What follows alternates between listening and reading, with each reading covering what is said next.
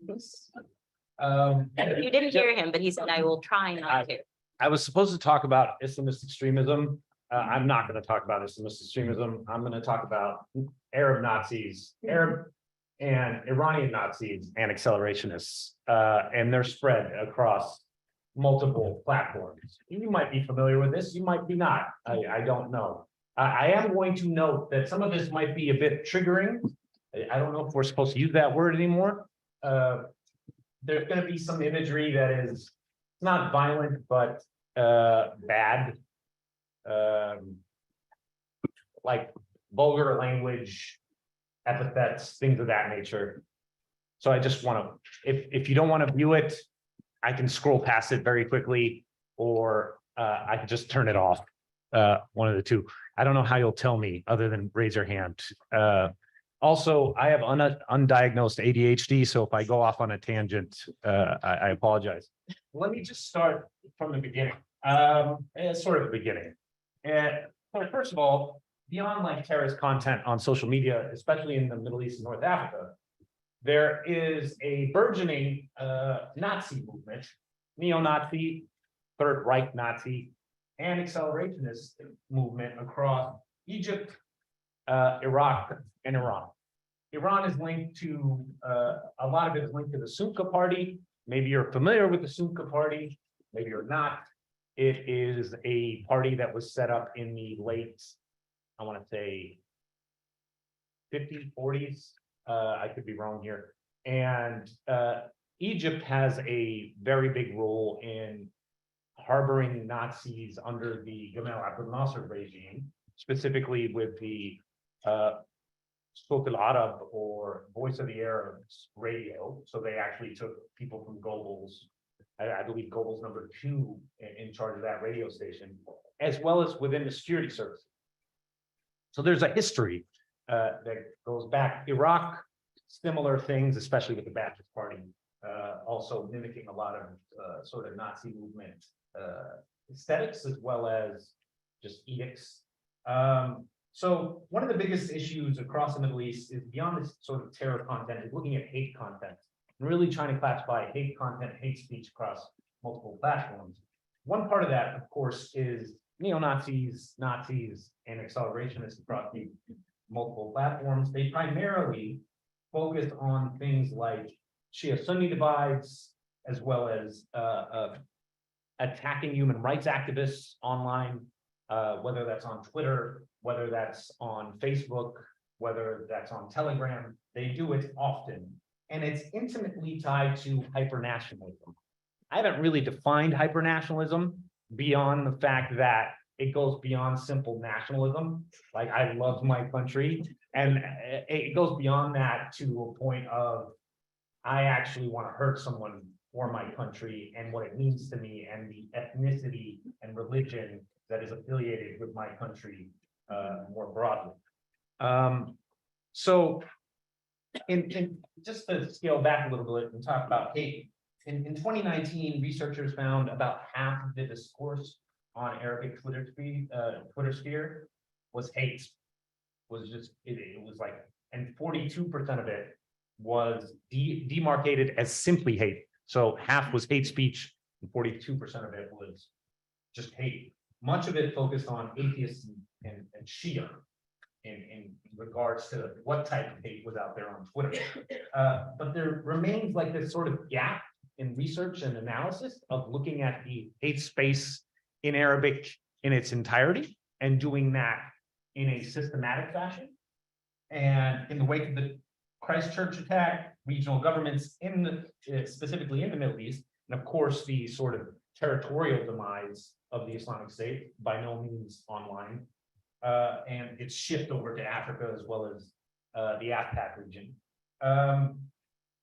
They've been calling for more online hate speech sort of actions, but that's primarily focused on government actors. So they're focused on hate speech directed towards government actors, much less civil rights activists in the region and beyond. And so part and parcel of this hate space is this not burgeoning Nazi and accelerationist movement. They represent a community of roughly 29,000 users spread across Telegram, Facebook, Twitter, and occasionally drop a couple TikToks in there.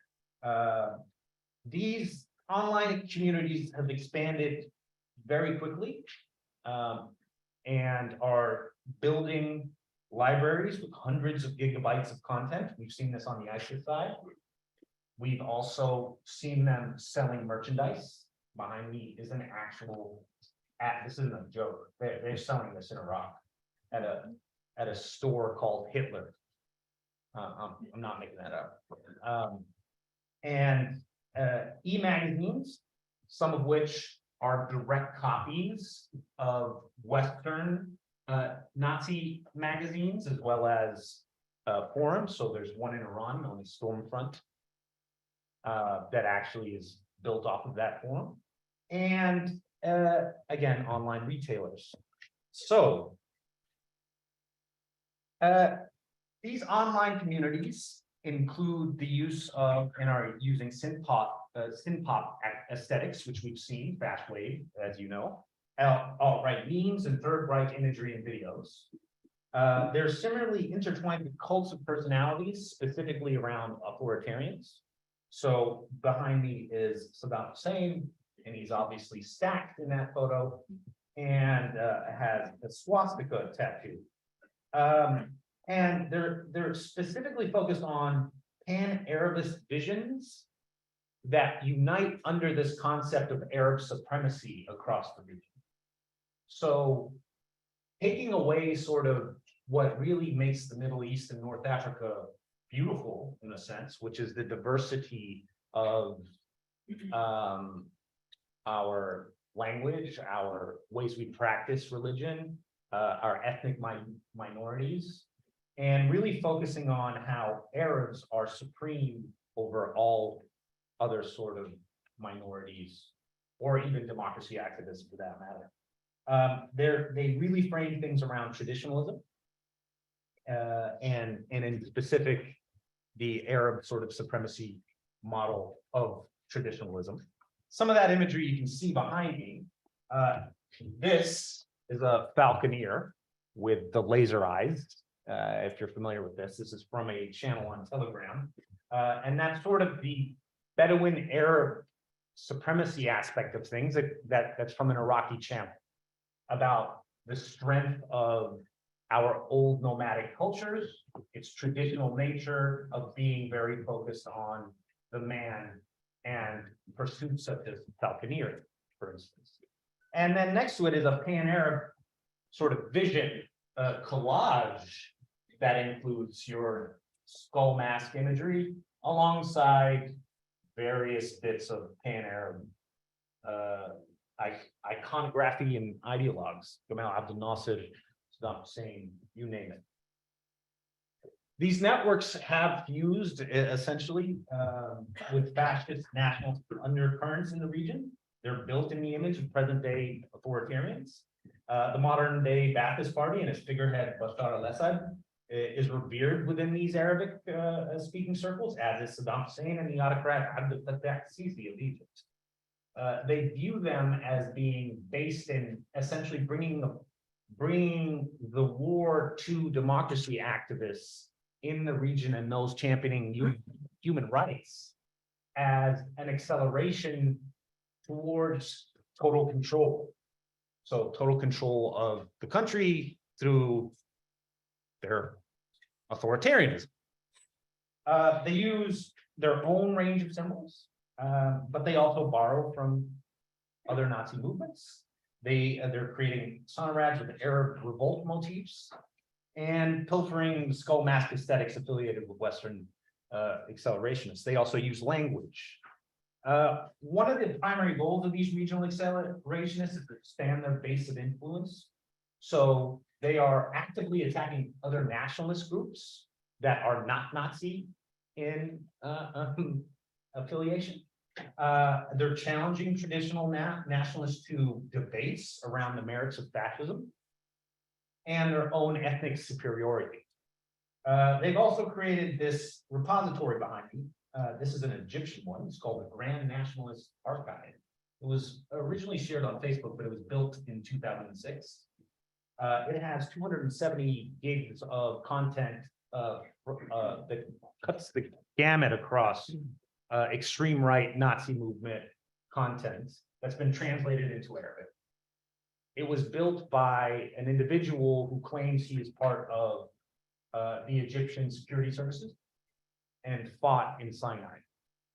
So there is a link here too between military service and extremism in these contexts, especially in Sinai, where we have a almost complete blackout on what is happening between the war between Egyptian state and violent extremist groups such as the Islamic State and others. Primarily, a lot of smugglers are just angry because we shut down their ability to smuggle. There's books from the Third Reich in there, Sworn Front Iran, a Farsi language Nazi propaganda magazine. And last but not least, there's more research needed. I knew that was going to be a surprise. Into right-wing extremist connections to the military and security services in Europe and the United States, but also in the Middle East and North Africa. We're talking about people that are actively enlisted in the military and are creating YouTube videos about Rommel's cave and why that is the new Mecca for other Arabs. Administrators in these channels claim to be officers in LCC intelligence services, as I mentioned, and one prolific Arabic pro-Nazi propagandist and others claim to be part of the Egyptian security ministry. And with that, I'm going to end. I know I didn't get really deep into it, but I had 10 minutes, and we can talk about this later if you want. Thank you. You're very welcome. I told Moustafa that it never happens that you get two Egyptians on a panel, and he brought up Egyptian Nazis. So that was spectacular. Excellent. Just genuinely.